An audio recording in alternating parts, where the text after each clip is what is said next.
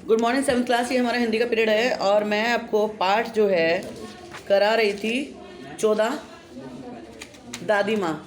ठीक है, तो इसमें मैं पेज नंबर आपको 90 तक करा चुकी थी। 91 में हमारा जो है मैं ऊपर का पैरा आपको करा चुकी थी। मैंने आपको बताया था कि दादी माँ जो हैं वो कैसी थी, कैसा उत्साह करती थी पूरे घर में, कैसे वो करती थी कि मेरे बिना काम नहीं होगा, और भाई की शादी में उन्होंने कैसा किया। तो उसके बाद वो उसमें बोलते हैं, किशन के विवाह के दिनों की बात है। विवाह में 4-5 रोज पहले से ही औरतें रात भर गीत गाती। विवाह की रात को अभिनय भी होता। यह प्राय एक ही कथा का हुआ करता है। इसमें विवाह से लेकर पुत्रोत्पत्ति के सभी दृश्य दिखाए जाते हैं। सभी पाठ औरतें ही करती हैं। मैं बीमार होने के कारण बारात में ना जा सका। मेरा भाई राघव दालान में सो रहा था। वह भी बारात जाने के बाद पहुंचा। औरतों ने उस पर आपत्ति की। दादी माँ बिगड़ी, लड़के से क्या पर्दा, लड़के और ब्रह्मा का मन एक सा होता है। तो हमारे जो हिंदू संस्कृति है इसमें क्या होता है, जब बारात जाती है तो औरतें एक नाटक का मंचन करती हैं बाद में। उसमें मतलब पूरी शादी ब्याह और लड़का वड़का सब, मतलब बच्चे तक का होने का जब सब दिखाते हैं। तो वो लेखक कहता है कि मैं बुखार के कारण बारात में नहीं जा सका। और आदमी तो सब बारात में जाते थे, पहले औरतें बारातों में नहीं जाती थी। और एक और था मेरा भाई, वो देर से आने के कारण बारात में नहीं गया। तो सब औरतें बोलने लगी कि नहीं इसको भगाओ यहाँ से, औरतों के इसमें गीत संगीत में आदमी का क्या काम है। तो दादी माँ बोली नहीं लड़के से कैसा पड़ता। वो कहते लड़का तो ब्रह्मा का रूप होता है। मुझे भी पास एक चारपाई पर चादर उड़ाकर दादी माँ ने चुपके से सुला दिया। बड़ी हंसी आ रही थी, सोचा कहीं जोर से नाच दूँ, वेद खुल जाए तो बाहर निकाल कर दिया जाऊँगा। पर भाभी की बात पर हंसी रुक ना सकी और भंडा फूट गया। और दादी माँ ने मुझे भी वहीं पर सुला दिया चादर उड़ा के। और वो उनके जो नाटक थे या जो उनके गीत थे उसको हंसी आ रही थी, तो अपनी हंसी वो रोक रहा था।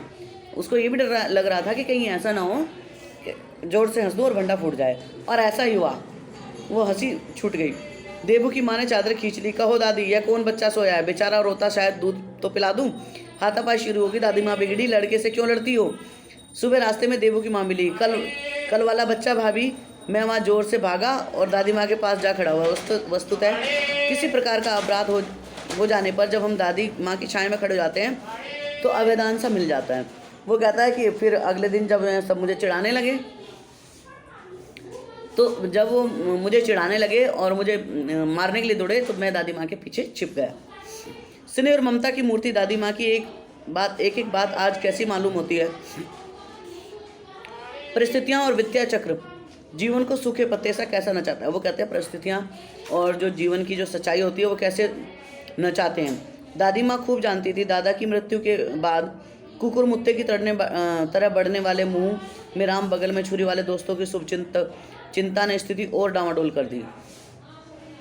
और जब दादाजी की मृत्यु हुई तो उसके बाद जो शुभ चिंतक थे, बहुत से ऐसे होते हैं ना, हाँ भाई बहुत बुरा हुआ, और नीचे से सोचते हैं कि इसका भी मुझे मिल जाए। तो ऐसे ही लेखक के साथ हुआ और उन्होंने उसकी स्थिति को खराब कर दिया। दादी माँ अक्सर उदास रहती। माघ के दिन थे, कड़ाके का जाड़ा पड़ रहा था। पछुआ का सन्नाटा और पाले की शीत हड्डियों में घुस जा रही थी। यानी कि सर्दियों में ना बहुत तेज़ ठंड पड़ती है, अब तो नहीं पड़ती इतनी ठंड। और जब हवा चलती है तो एकदम ऐसा लगता है जैसे हड्डियों को भी तोड़ देगी।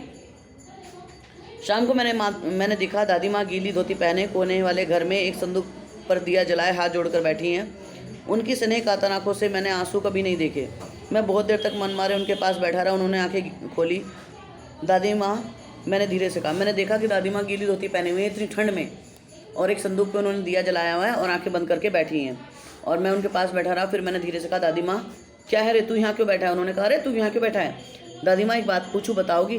मैंने उनकी स्नेहपूर्ण आंखों की ओर देखा है। तो वो बोलती है, क्या बात है, तुम रोती थी। उसने कहा, दादी माँ तुम रोती थी। दादी मुस्कुराई, पागल तूने अभी खाना नहीं खाया, चल धोती बदल लो। दादी माँ, मैंने कहा मुझे सर्दी नहीं लगती बेटा। वे मुझे खींचती रसोई में ले गई। सुबह मैंने देखा चारपाई में बैठे पिताजी और किशन भैया मन मारे कुछ सोच रहे हैं।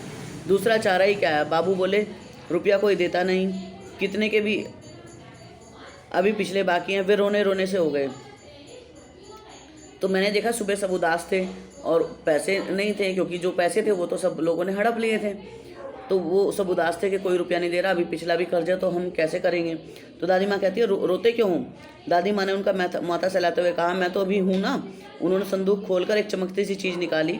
तेरे दादा ने ये कंगन मुझे इसी दिन के लिए पहनाया था, उनका गला भराया, मैंने उसे पहना नहीं, इसे सहेज कर रखती आई हूँ। यह उनके वंश की निशानी। उन्होंने आंसू पोंछ कर कहा, पुराने लोग आगा पीछा सब सोच लेते थे बेटा। और दादी माँ कहती है, रो मत। उन्होंने एक सोने का कंगन निकाला और दिया, बोली कि तेरे दादा जी ने मुझे दिया था लेकिन मैंने पहना नहीं। और वो कहती है कि जो पुराने लोग हैं वो आगा पीछा सोच कर ही सब करते हैं।